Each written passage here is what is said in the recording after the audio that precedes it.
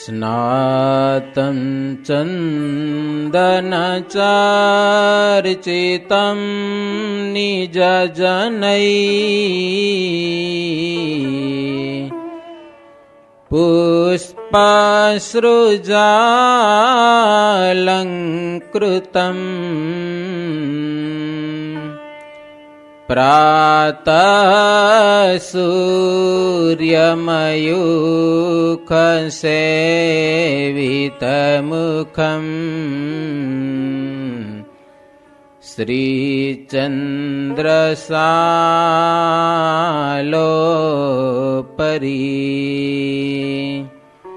धृत्वा रोटकमेकपाणितलके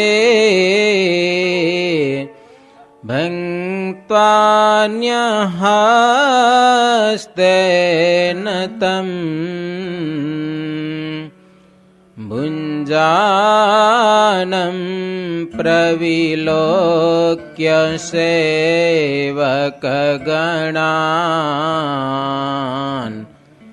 वन्दे सदा स्वामिनम् वन्दे सदा स्वामिनम्।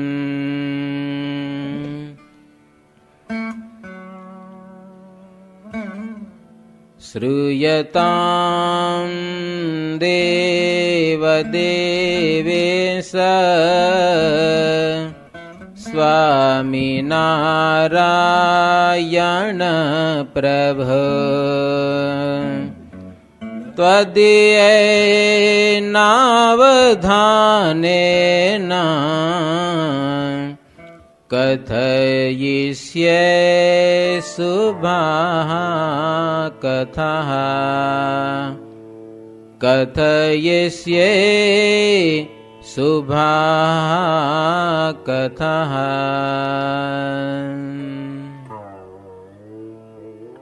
ॐ श्रीमदयक्षरब्रह्मधामाधिपतये नैकमुक्तमण्डलसेविताय इष्टदेवाय श्रीघनश्यामाय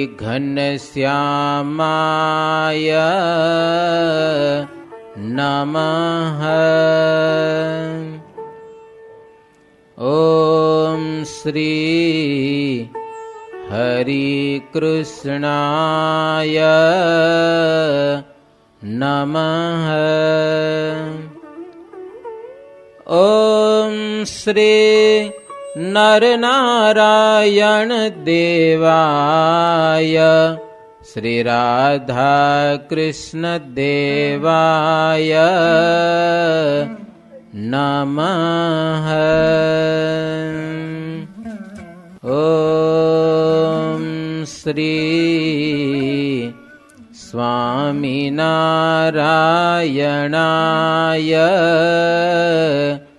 नमः। ॐ श्री कष्टभञ्जन देवाय श्रीविघ्नविनायक देवाय नमः।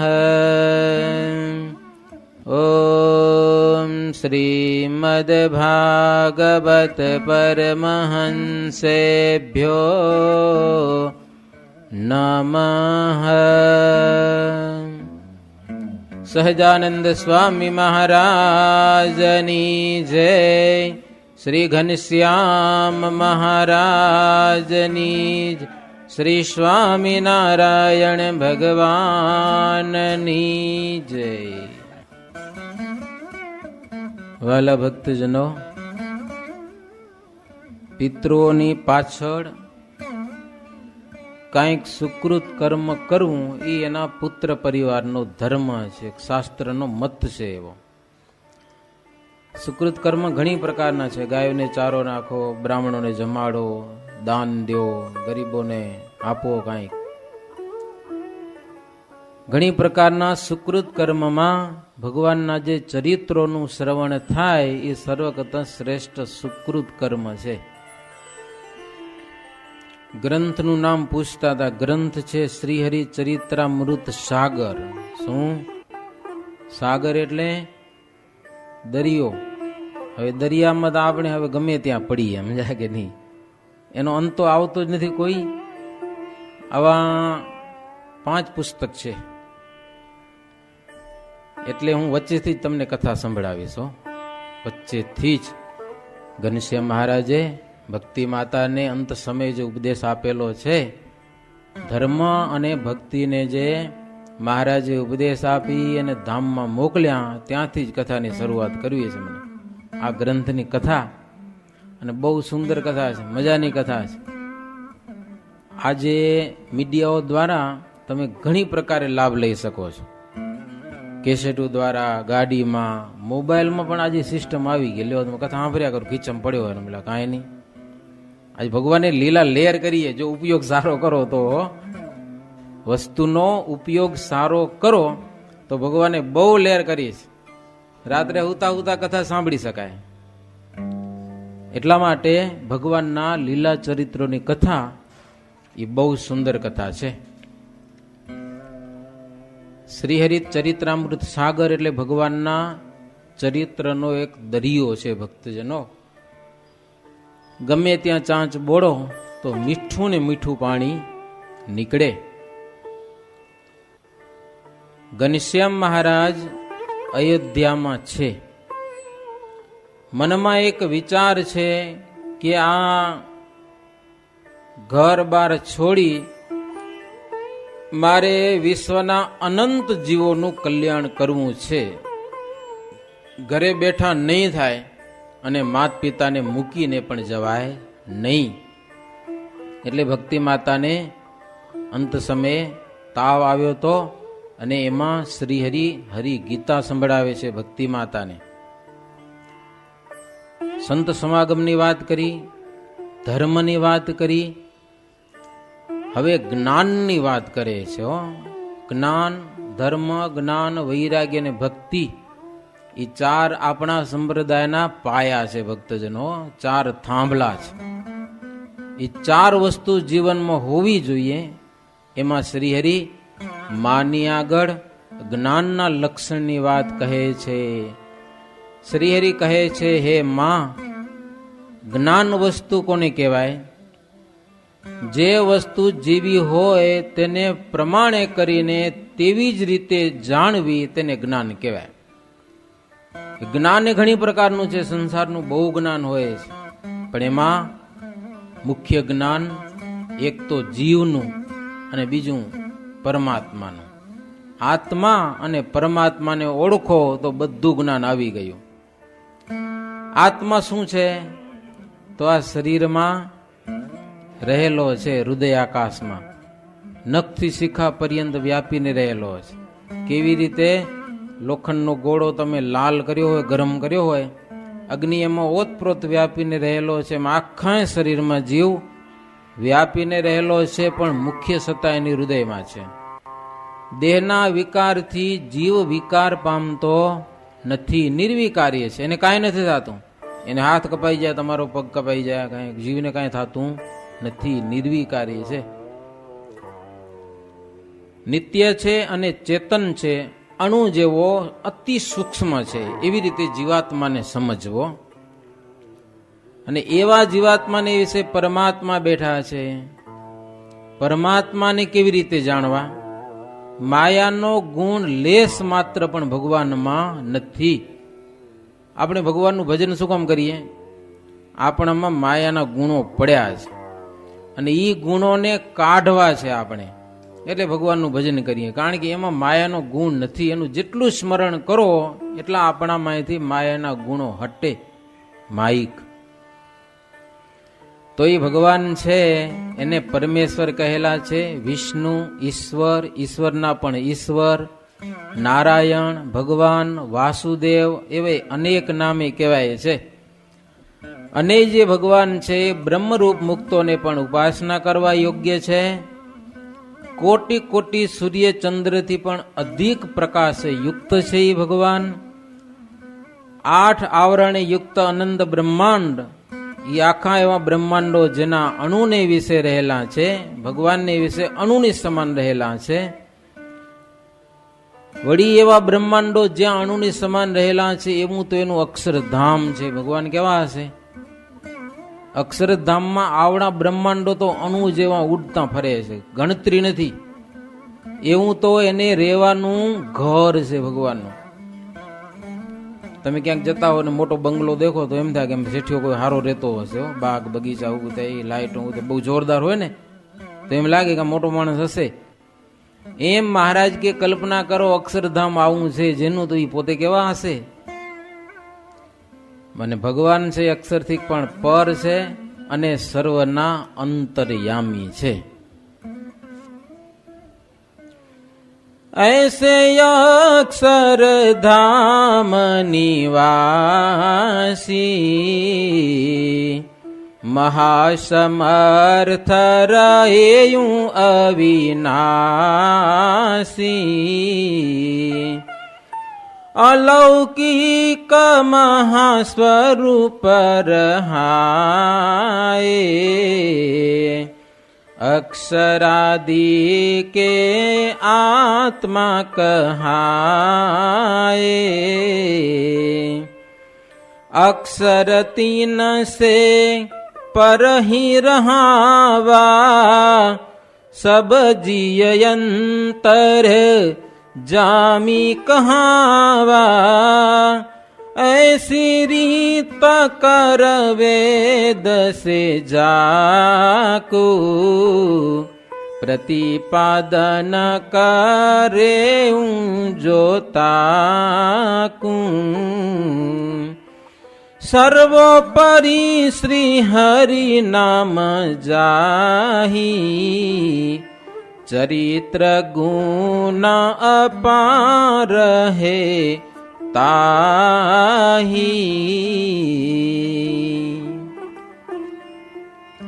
આધારાનંદ સ્વામી આ ગ્રંથ લખ્યો છે સમજા. અને આવી દોહા ચોપાઈમાં જ છે, આખો ગ્રંથ ચોપાઈમાં છે, ગુજરાતી ભાષાંતર કરેલું છે. મુક્તાનંદ સ્વામી દાદા ખાચરને કથા સંભળાવી છે. શા માટે? મહારાજ ધામમાં ગયા પછીની આ ગ્રંથ રચાયેલો. શ્રીજી મહારાજ ધામમાં ગયા અને દાદા ખાચરને અતિશય વિયોગ થયો, જીવી શકાય એવું નતું એની પાસે. દાદા ખાચર મુક્તાનંદ સ્વામીને કે સ્વામી મારે જીવવું કે મહારાજ ધામમાં આવવાની ના પાડી છે, એટલે રાખીશ નહીં.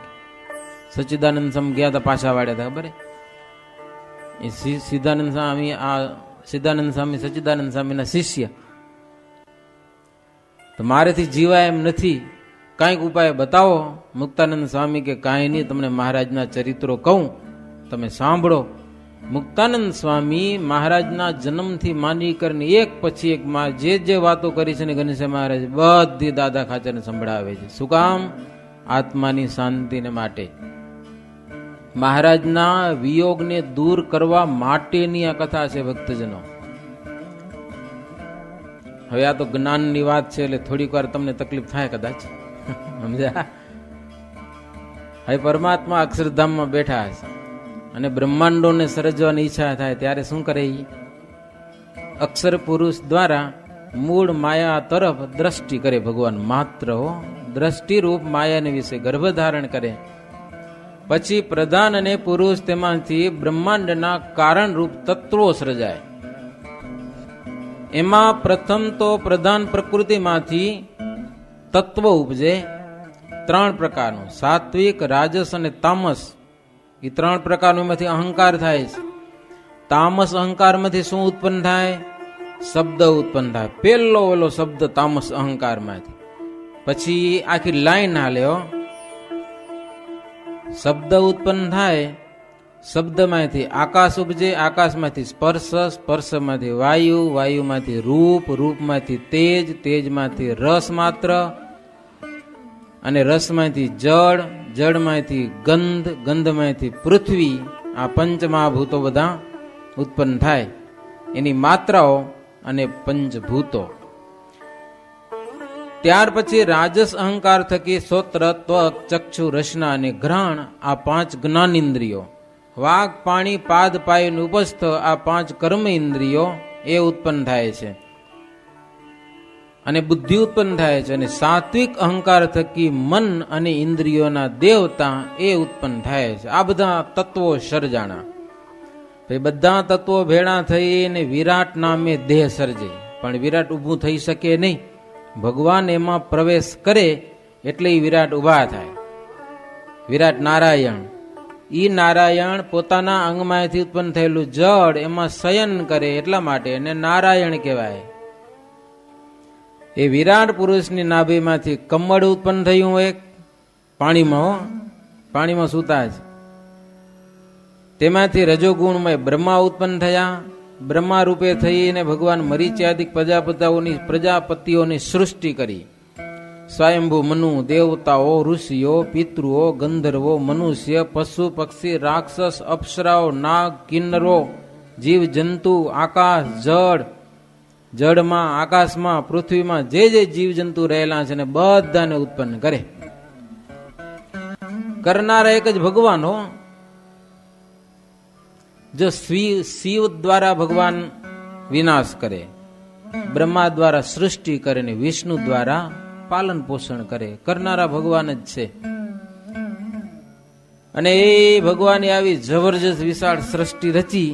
પછી એમાં જીવાત્માઓને કર્મ અનુસાર જુદા જુદા દેહ આપ્યા. કોઈકને માણસ બનાવ્યા, કોઈકને પશુ બનાવ્યા, કોઈકને દેવતા બનાવ્યા. આ બધી સૃષ્ટિ કરી.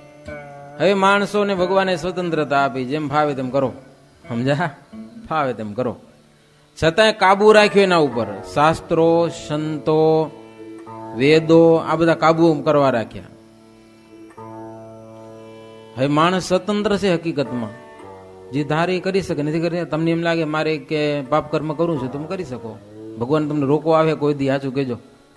ના પાડવા આવ્યા કે લાફો ચડાવ્યો કાથી આવું તે શું કરવું કર્યું? નાનકડો છોકરો કાંઈ ખોટું કામ કરે ને તમે એને લાફો ચડાવી દો કદાચ, પણ ભગવાન કોઈ દી આપણે લાફો મારવા આવતા નથી. સૃષ્ટિ કરી ભગવાને બધું સાધન આપ્યું, બધાને માટે આપ્યું. માણસોનો ખોરાક, દેવતાઓનો ખોરાક, અસુરોનો ખોરાક, પશુઓનો ખોરાક, બધું અલગ અલગ ભગવાને કર્યું છે. એકબીજાનો લેવાનો અધિકાર કોઈને નથી. હવે પછી માણસ જેવા કર્મો કરે એને કર્મનું ફળ આપવું એ ભગવાનનું કામ છે. વચ્ચેમાં દખલ નહીં કરે ભગવાન જરાય. સત્સંગ કરો તો ભલે અને કુસંગ કરો તો ભલે. અંત સમૂહ આવશે ને જીદી આ શરીર છોડવાનો, છેલ્લી ઘડી આવશે ને પ્રાણ છોડે, શરીરમાંથી નીકળશે ને ત્યાંથી બધો હિસાબ આપશે. એક જન્મોનો નહીં, 100 જન્મના કર્મો છે ને એનો હિસાબ ભગવાન આપશે તમને. આયરો તમારો પાકો લિસ્ટ. અદલપણે અદલપણે એમાં કાંઈ ફેરફાર નહીં કરે. હું તો ભલે ને તમે હો તો ભલે, કાંઈ ફેરફાર નહીં. એટલે એવા એક પરમાત્મા સૌના નિયંતા છે, બીજા સૌ એ પરમાત્માને આધીન છે. ઘનશ્યામ કહે છે, માં આવો જ્ઞાન સત્પુરુષ પાસેથી પામ્યા પછી જાણવાનું કાંઈ બાકી રહેતું નથી. એક ભગવાન પૂર્ણપણે ઓળખાઈ જાય કે જેવું કર્મ કરો એવું ફળ ભગવાન આપે છે ને એક ઈ સ્વતંત્ર છે, બાકી બધા એની આગળ પરતંત્ર છે. એટલો જો ભગવાનનો મહિમા સમજાઈ જાય તો જ્ઞાન પૂરું થઈ ગયું. અને આવો જ્ઞાન વાળો થઈ જાય, જ્ઞાન યુક્ત થઈ અને પછી ભગવાનની ભક્તિ કર્યો, પાછું માની લીધું એમ ના હાલે. પાછું આવા જ્ઞાન યુક્ત થઈ ભગવાનની ભક્તિ કરે ઈ અંતે ભગવાનના ધામને પામે. એમ ઘનશ્યામે વાત કરી. ત્યાર પછી શ્રીહરિ કહે છે, માં હવે હું તમને વૈરાગ્યનું સ્વરૂપ કહું. ધર્મ, જ્ઞાન અને વૈરાગ્ય. વૈરાગ્ય કેને કહેવાય? આ દેહ અને દેહના સંબંધી અને પદાર્થ માત્ર, સ્ત્રી, પુત્ર, ધન, પશુ, પક્ષી, વાહન, આભૂષણ એ બધામાં અરુચિ, બહુ રુચિ નહીં, અને ભગવાનમાં પ્રેમ, એને કહેવાય વૈરાગ્ય. બસ બીજે ક્યાંય જીવ બંધાય નહીં, એક જ ભગવાનમાં રુચિ રહે, એને કહેવાય વૈરાગ્ય. આટલી જ વાત પૂરી કરી શ્રીહરિ. ત્યાં ભક્તિ માતા બોલ્યા કે હે ઘનશ્યામ, ઈ વૈરાગ્ય અંતરમાં ઉત્પન્ન કેમ થાય? સમજાય ને કથા? જ્યાં ને ત્યાં મન બંધાયેલું હોય. જો આપણે પ્રેમ બહુ થાય હો, નાના બાળકોમાં પ્રેમ થાય, પતિ પત્નીઓ પરસ્પર પ્રેમ થાય, પછી પૈસામાં બહુ પ્રેમ થાય ને, સગા સંબંધીમાં બહુ પ્રેમ, ગમે તેવું કામ હોય ને પણ સંબંધીના કોઈક લગ્ન હોય તો આપણે પૂગી જાય, કાં તો મિત્રના લગ્ન પ્રસંગ હોય તો ગમે તેમ કરી પૂગી જાય લ્યો. અને સત્સંગનું કામ હોય તો હું નવરો નથી, સાચું કહેજો. આપણા બધાની વાત છે હો, પ્રેમ છે. સત્સંગમાં કદાચ એટલો ઓછો પ્રેમ હશે. ભગવાનનું કામ હોય તો આપણે બીજા નંબરમાં રાખીએ, અને આપણા સગા સંબંધીનું એટલે ન કરવું એવી વાત નથી, પણ તો પ્રેમની વાત છે. ભગવાનમાં પ્રીતિ એને કહેવાય વૈરાગ્ય. તો એવો વૈરાગ્ય કેમ થાય? જગતના પદાર્થમાં થોડી અરુચિ થાય ને ભગવાનમાં પ્રીતિ વધે, એને કહેવાય વૈરાગ્ય. તો એ થાય કેમ? આવો માએ પ્રશ્ન પૂછ્યો ત્યારે શ્રીહરિ કહે છે, માં, સાચા વૈરાગ્ય વાળા સંતોના પ્રસંગથી વૈરાગ્ય ઉપજે છે. કેમ? તેમને મુખે સાંભળેલી પાતાળથી પ્રકૃતિ પર્યંત સમગ્ર લોકોની અનિત્યતા છે. સંત પાસેથી એવું તો જાણવા મળે કે પાતાળથી પ્રકૃતિ પુરુષ સુધી, અક્ષરધામથી ઓરું અને છેટ પાતાળ સુધી બધું નાશવંત છે. એક દિવસ બધું ફિનિશ થઈ જશે. 4 પ્રકારના પ્રલય વડે કરીને બધું જ નાશ પામી જશે. એટલે ખોટું છે એમ, એક ભગવાન સાચા છે. નાના પ્રકારના જીવોને જન્મતા અને મરતા કેવા દુઃખો થાય છે. માં, એ જીવ થોડુંક વિચારે ને તો એ કાંઈક વૈરાગ્ય થાય. લોકોના દુઃખો સામે જોવું, કેટલાક જીવતા જીવતા કેટલા દુઃખી થાય છે, કેવા દુઃખ પડે છે. કેટલાક માણસો અનીતિ કરે છે, ચોરી કરે, પકડાઈ જાય, માર ખાય, પછી જેલમાં જવું પડે. અનીતિના ફળ કેવા છે એ થોડોક વિચાર કરીએ ને તો અનીતિથી આપણો પગ થોડોક પાછો હટે. વૈરાગ્ય ઉપજો છે ને. બીજું, આ તો એક આલોકની અનીતિ થઈ. ભગવાનની અનીતિ કરો તો ભગવાનના પોલીસ વાળા કોઈ હશે ને, કોણે ગોતા? ગવર્મેન્ટ પોલીસ રાખે છે ને, આખી પોલીસ ખાતું જબરજસ્ત હો. કોઈક માણસ ગુનો કરે ને પકડે, ગાડી બરાબર નાખતો એને પકડે. તો માણ બરાબર ના હાલતું હોય તો કોઈક ભગવાને રાખ્યા હશે ને પોલીસ વાળા. ભગવાને ઘણા રાખ્યા છે, 14 કરોડ રાખ્યા, 14 કરોડ. એ છેલ્લી બાકી પકડે, પછી વચમાં નહીં, પકડી જાય, બહુ મારે હો. તો શ્રી હરિ કહે છે, માં, જમપુરીના દુઃખ ભોગવવા પડે ને જીવને, એ થોડુંક જુએ. અસત પુરુષના પ્રસંગ વડે કરીને દેહમાં અહમ બુદ્ધિ વધે અને સંબંધીમાં મમતા વધે. એને કારણે પરવશ થઈ અને જીવ પાપ કર્મ કરે છે. ને પાપ કર્મના ફળ જમપુરીમાં છે. અસત પુરુષ સમબુરે ન કો તાકે સંગ કરે સે જો શુભ બુદ્ધિ ધર્મિષ્ઠા જેતી તત્કાલ નાશ પાવત તેતી. અસત પુરુષનો સંગ, દુર્જન માણસનો જે સંગ છે ને, એના જેવું બુરું કોઈ કર્મ નથી. બહુ સાવધાન રહેવું, એના સોબતમાં ચડવું જ નહીં હો. તમને મંદિરનો ભાવ ગાલી દે, આમાં શાસ્ત્રોનો ભાવ ગાલી દે, ભગવાનનો ભાવ ગાલી દે કે લ્યો. પછી કે શું, આટલા દિવસ અમે સમજતા નતા, સમજણ હવે થયા લ્યો. ભજન ભક્તિ કરવાનું છોડી દે, હમરો બીજો પક્ષ લે, અને આ સત્સંગના હામાવાડિયા થઈને કે અમને સમજણ તો હવે આવી કે લ્યો. પેલા સત્સંગ કરતા હોય તો અમે અણસમજુ હતા કે આવું બધું થાય છે, સાથી થાય. શ્રી હરિ કહે છે, માં, અસત પુરુષ સમ બુરે ન કોવું, એના જેવું કોઈ બુરું નથી કે તેનું ફળ બહુ દુઃખ રૂપે ભોગવવું પડે છે જીવાત્માને. ત્યારે એને પશ્ચાતાપ પણ થાય છે જ્યારે દુઃખ પડે છે ત્યારે. જે કઈ પાપ, હિંસા, મિથ્યા અપવાદ, ચોરી, મદ્ય, માંસ, પાખંડ, છળ, કપટ, દ્રોહ, આ બધું જે થાય છે ને એ વૈરાગ્યના અભાવે થાય છે. લો, વૈરાગ્ય નથી એટલે આ બધું થાય છે કે અને તેને લીધે જીવને જમપુરીમાં જવું પડે છે અને અપાર દુઃખો સહન કરવા પડે છે. ત્યાં ચિત્ર અને ગુપ્ત દ્વારા એના કર્મ બધા નોંધાયેલા છે. બધા તેને સંભાળીને એક એક વાત યાદ કરાવ્યો. અત્યારે આપણે ભૂલી ગયા હોઈએ પણ જમદૂતો બધું યાદ કરાવે. આ દિવસે આટલા વાગે તું અહીંયા હતો ને આવો ધંધો કર્યો તો સાચું બોલ, કેમ ના પાડે, લ્યો કર્યું જ હોય તે. ત્યાં કોઈ પ્રકારનો અન્યાય થતો નથી. આમ જીવ છે ને, જો કે આ બધી વાત જાણવી તો યમદન વાંચો જોઈએ. આર્ગ્યુ કરી મેં આટલું બધું ક્યાં પાપ કર્મ કર્યું તો કે ત્યારે લિસ્ટ બતાવે. તારો આ લિસ્ટ જોઈ લે. અનિતિ ત્યાં નથી જરાય પણ, અન્યાય નથી થતો.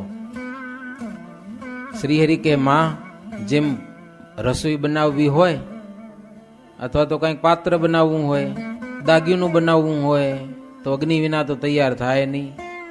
અગ્નિ ન જોઈએ. એમને એમ તમે એમ કે રોટલા પકાવી લેવા તો એ તો બને નહીં. અગ્નિ તો લગાવવો જ પડે, પકાવવું છે. વાસણ બનાવવું હોય કાંઈક તો એને ગરમી તો જોઈએ ને, એનાથી બને છે. એમ વૈરાગ્ય છે મોક્ષ માર્ગમાં અગ્નિની સમાન છે. વૈરાગ્ય પક્વ થયા વિના મોક્ષનો માર્ગ સુધરે નહીં. ઘનશ્યામ કહે છે માં વૈરાગ્યથી પાપરૂપી મળ બધું બળી જાય છે. અગ્નિ છે તે વૈરાગ્ય છે એ અગ્નિ છે. અંતરમાંથી બધી આસક્તિઓને બાળી નાખે છે, વાસનાઓને ધકાવી નાખે બધી. અગ્નિ તમે પ્રગટ ન કરો અને કાગળમાં કદાચ અગ્નિ ચિતરી નાખ્યો હોય તો એનાથી કઈ રસોઈ પાકે નહીં. કેવળ વૈરાગ્યની વાતો કરવાથી પણ પાપનો નાશ થતો નથી. હાવ વૈરાગ્ય વિના મોક્ષની લાલચ રાખવી, શ્રીહરિ કે માં એ વ્યર્થ વાત છે. કે વૈરાગ્ય તો જોશે, હાવ નિહાલે એમને એમ. વૈરાગ્યમાં દૈવત છે ને એવું કશામાં દૈવત નથી, શ્રીહરિ કહે છે. એટલું વૈરાગ્ય છે એ એક નિધિનો પણ નિધિ છે. વૈરાગ્ય ખજાનો છે મોટો. અનંત કોટી બ્રહ્માંડના જે સુખ છે જેને કારણે જીવાત્મા ભવટવીમાં ભટકે છે, એ બધા સુખો જો અંતરમાં વૈરાગ્ય ઉપજી જાય ને લુખા થઈ જાય બધા. હેત ન રે ક્યાંય, ખાવામાં નહીં, પીવામાં નહીં. પછી વ્યવહાર પૂરતું કરે બધું પણ એને પછી આસક્તિ ક્યાંય રે નહીં. બધું લુખું લુખું લાગે. રસરૂપ તો એક ભગવાનની ભક્તિ લાગે. ભગવાનનું નામ લેવું એમાં રસ એને જણાય. રામપરની વાડીમાં એકવાર સંતો ગયા હતા. હવારનો પોર અને લાલજીભાઈ કરીને કઈ હરિભગત હતા. તે રોટલો ને પાણી જમતા હતા હવારમાં. રોટલો અને પાણી, બીજું કાંઈ નહીં. એમાં સાધુ જઈ ચડ્યા કઈ કામકાજે હવારના પોરમાં. એટલે ભગત હાવ કોરે કોરો રોટલો ખાવો છો? કોરો નથી ખાતો કે હું, બધું છે આમાં. દહીં છે, અથાણું છે, કઢી છે ગરમા ગરમ. સ્વામી કે પણ કાંઈ દેખાતું નથી તી. તો કે સ્વામી હું લુખું લુખું ભોજન નથી કરતો, મહારાજને સંભાળીને જમું છું. કે લ્યો શું કીધું? ભગવાનને કોળીએ કોળીએ સ્વામિનારાયણ નામ લઈ મહારાજની મૂર્તિ સંભાળીને ભોજન કરું તો લુખું કેમ કહેવાય? કે લ્યો સમજણ તો જુઓ ભક્તોની. એ કે ભગવાનને ભૂલીને ખાય ને એ બધા લુખા. કે લ્યો હું લુખું નથી જમતો, મારી પાસે બધા જ સ્વાદ છે. કે લ્યો આવી સમજણ છે. ભગવાન ભૂલવા એ લુખું અને ભગવાનને યાદ કરવા એ બધો સ્વાદ છે. પછી આપણે ભલે ગમે એમાં સ્વાદ માનતા હોઈએ પણ ભગવાનને સંભાળીને જમવું એ રસાસ્વાદ છે. શ્રીહરિ કહે છે માં મોક્ષ પામવાના સાધનરૂપ એવું આ મનુષ્ય જન્મ જીવને મળ્યું. આવા માનવ જન્મને પામી અને પાપને માર્ગે ચાલે છે અને શરીરને વ્યર્થ ગુમાવે છે આખો જન્મ, તો ધર્મ રાજા એવા એ આત્મહત્યારા ઉપર ખીજાય બહુ છે. પછી ત્યાં હો ધર્મ રાજા તેની સામે જોતા નથી. લ્યો બહુ પાપી આવે ને, થોડા ઝાઝા પાપ હોય તો ન્યાય કરે, પાપ ભોગવાય ને વળી કઈ સારો જન્મ દે. પણ અમુક તો હાવ પાપી જ હોય. તેવા ઉપર ધર્મરાજા એવા ખીજાય કે એની સામે ન જુએ. કે જમદૂતો કે લઈ જા મારી સામે નહીં કહેવાય. એની પાસે નાખો એને કુંડમાં નરકના અને દુઃખ આપો. શ્રીહરિ કહે છે, માં શ્રીમદ ભાગવતના પંચમ સ્કંદના 26મા અધ્યાયમાં નરકના કુંડો લખ્યા છે. બધા કહો, બધા કહેવા જાઉં તો ક્યાં પાર આવે, ઘનશે મારે જ ના પાડે હો. વિસ્તારથી બધી કથા લખાયેલી છે. એ પ્રમાણે જીવાત્માઓને બહુ દુઃખ દે. પછી જરાયુજ, અંડજ, સ્વેદજ અને ઉદ્ભીજ આ 4 લાખ યોનિમાં એને પછી મૂકી દે છે. જન્મે છે ને મરે છે. અધ્યાત્મ, અધિભૂત, અધિદૈવ આવા જાત જાતના દુઃખો ભોગવે છે. ભવાટવીમાં ભટકતો એવો જીવાત્મા, તેના ઉપર ક્યારેક ભગવાન અથવા તો સંત એની કૃપા થઈ જાય હો, ગમે તે યોનિમાં હોય તો ફરી અને મનુષ્ય જન્મ મળે અને ભક્તિ કરે તો મુક્ત થાય. પાછો સમજે નહીં તો ઓલો માર્ગ જમપુરીને 84 તો પડી જ છે. પાછી એ પડ્યું જ છે. કાંઈક એના સુકૃત કર્મ હોય તેને કરીને એને સત્પુરુષનો પ્રસંગ મળે છે. આવો સત્સંગ મળવો, સંતનો યોગ થાવો, ભગવાનની ભક્તિ મળવી, એ કાંઈક સુકૃત કર્મ હોય તો જ મળે, નહીતર મળતું નથી. આ અને આવું મળે, જગતના સુખ છે એ દુઃખદાયી મનાય, અને જો ભગવાનમાં પ્રીતિ થાય તો એ મુક્ત થાય, સંસારમાંથી છૂટે. એમાં પણ જો કુસંગી કે ઠગનો યોગ થઈ જાય તો બાજી પાછી બધી બગડી જાય. એની બાજી છે ને પાછી બધી બગડી જાય, એટલે બહુ સાવધાન રહેવું પડે એવું છે. તો એવા ઠગ લોકોથી તો આખું બ્રહ્માંડ ભરાયેલું. શ્રી હરિ કે માં હા બહુ પડ્યા હે. હા, એ આપણા ઘરમાં પડ્યા હોય, ખબર ન પડે, બહુ પડ્યા એવા. એની આંટીમાં ન આવું એ વાત કઠણ છે પાછી. લ્યો, એની આંટીમાં ન આવવું એની આંટી આકરી બહુ હોય પાછી. એવી સત્સંગની આંટી ન હોય જેવી કુસંગની આંટી હોય એવી. પ્રહલાદ, પ્રિયવ્રત, ધ્રુવ આ બધા મોટા મોટા રાજાઓ ઠગ લોકો કે ઠગ બુદ્ધિનો ત્યાગ કરી અને ભાગી છૂટ્યા. લ્યો, ભજનને માર્ગે ઈ પહોંચી ગયા. આ લોકના સુખને દુઃખરૂપ સમજી અને સત્સંગના યોગથી ભગવાનની વિશે બધા જોડાયા. એવી કથાઓ સાંભળવાથી પણ વૈરાગ્ય થાય. આપણે વિચાર કરીએ કે આપણી પાસે છે શું? ઓલા મોટા મોટા રાજાઓ કેટલી એની સાહેબી હતી. લ્યો, બધું છોડીને ખાલી આમ કપડા શરીરમાં પૂરા નહીં હો, નાની પોતકી પહેરી નીકળી ગયા બસ પ્રભુના ભજનમાં. આખી જિંદગી હરિભજન કર્યું. તો આપણી પાસે છે શું? લ્યો, એ પાછું હાવ બધું મૂકી દેવાનું કહેતા નથી. સમય ઉપર તો મૂકો, ટાઈમ ઉપર તો કથા વાર્તામાં પહોંચો, કમસે કમ ટાઈમ ઉપર. ઘરે પડ્યા હો, ટીવી જોયા કરો, હાવ એમ ના હાલે ને. પછી થોડુંક તો ખબર ને, કાંઈક થોડુંક. સાંજ સવારે મંદિરમાં કથા વાર્તા થાય એટલી વાર તો મૂકી ઘરને, આખો દિવસ ન મુકાય તો. હે માં, વૈરાગ્ય વિનાના જનની ભક્તિ શોભતી નથી. ગયો એની ભક્તિ શોભતી નથી. વૈરાગ્ય યુક્ત ભક્તિ થોડી હોય તો પણ મુક્તિદાયીની છે અને મહાબળવાન છે. ભક્તિમાં તાકાત બહુ છે. વૈરાગ્ય છે ને અંતરમાં થોડોક, તો એની ભક્તિનું જોર બહુ છે. માટે થોડોક વૈરાગ્ય થાય ને એવું કરવું. લોકોના દુઃખો જોવા, હે ભવાટવી જોવી, ક્યારેક જમપુરી યાદ કરવી. આ જાઉં તો નહીં પડે ને હવે. એમ જગતના સુખમાંથી મનને થોડુંક વિરક્ત કરી અંતરમાં વૈરાગ્ય ઉપજાવી, ભગવાનમાં પ્રીતિ કરી અને ભગવાનની ભક્તિ કરવી.